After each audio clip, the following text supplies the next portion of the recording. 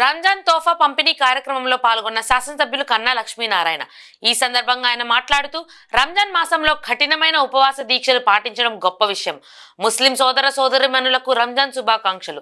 సతన్పల్లి పట్నం 27వ వార్డు నందు చరిత్రలో ఎన్నడూ లేని విధంగా భారీ స్థాయిలో ముస్లిం పేదలకు ముస్లిం యువత ఆధ్వర్యంలో రంజాన్ తోఫా పంపిణీ చేశామని అన్నారు. ఈ కార్యక్రమంలో వివిధ హోదాల్లో ఉన్న రాష్ట్ర జిల్లా నియోజకవర్గ పట్టణ నాయకులు మత పెద్దలు పాల్గొన్నారు.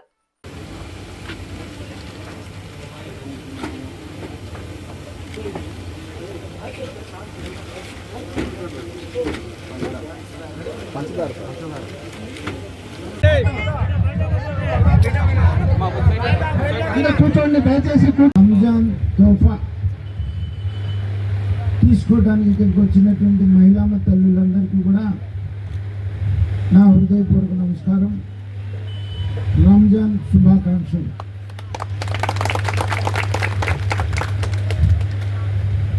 ముస్లింకి రంజాన్ చాలా ప్రధానమైనటువంటి పండుగ.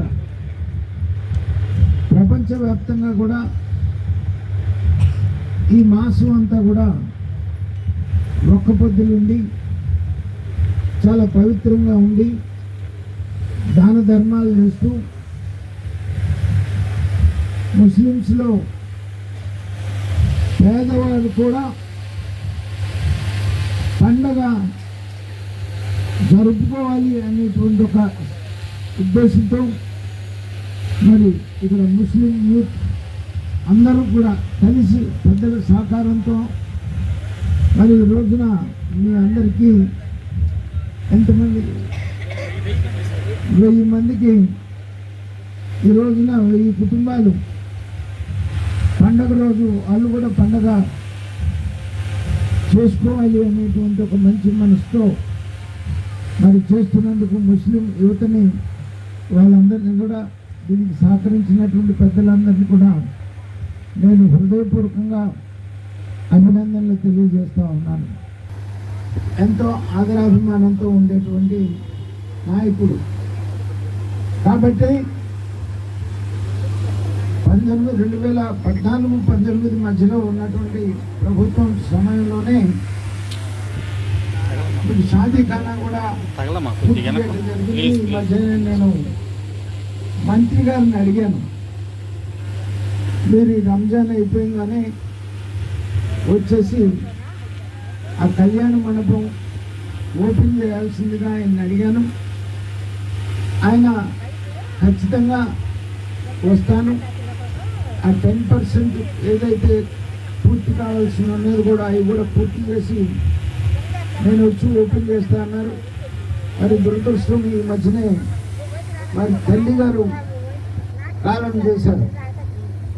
అందుకని అది అయిన తర్వాత కార్యక్రమం అయిన తర్వాత వారిని తీసుకొని వచ్చి కళ్యాణ మండపం కూడా ఇక్కడ ఉన్నటువంటి ముస్లిం సోదరులకి అందుబాటులో ఉండేలాగా మరి నేను ప్రయత్నం చేస్తానని, అలాగే గుండ్లపల్లిలో ఒక ముస్లిం ఉర్దూ హై స్కూల్ శాంక్షన్ చేయించాం. ఉర్దూ హై స్కూల్ మన గుండ్లపల్లిలో రాబోతుంది. ఈ రకంగా అభివృద్ధి సంక్షేమ కార్యక్రమాలు ఇందాక చెప్పారు నాయకులు. గత ప్రభుత్వం జగన్మోహన్ రెడ్డి రాష్ట్రాన్ని ఒక వినాశనం సృష్టించిపోయారు. మొత్తం ఈ రాష్ట్రాన్ని ఏమీ లేని విధంగా, రూపాయి కూడా లేని విధంగా ఖాళీ ఖజానా ఇచ్చి అప్పులు ఇచ్చిపోయినటువంటి పరిస్థితి. మరి మా నాయకుడు చంద్రబాబు నాయుడు గారు ఎంతో అనుభవం కలిగినటువంటి నాయకుడు కాబట్టి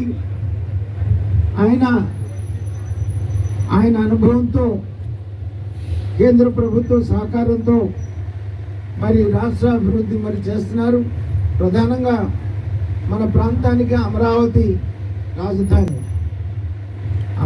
రాజధాని కనుక జరుగుతూ ఉంటే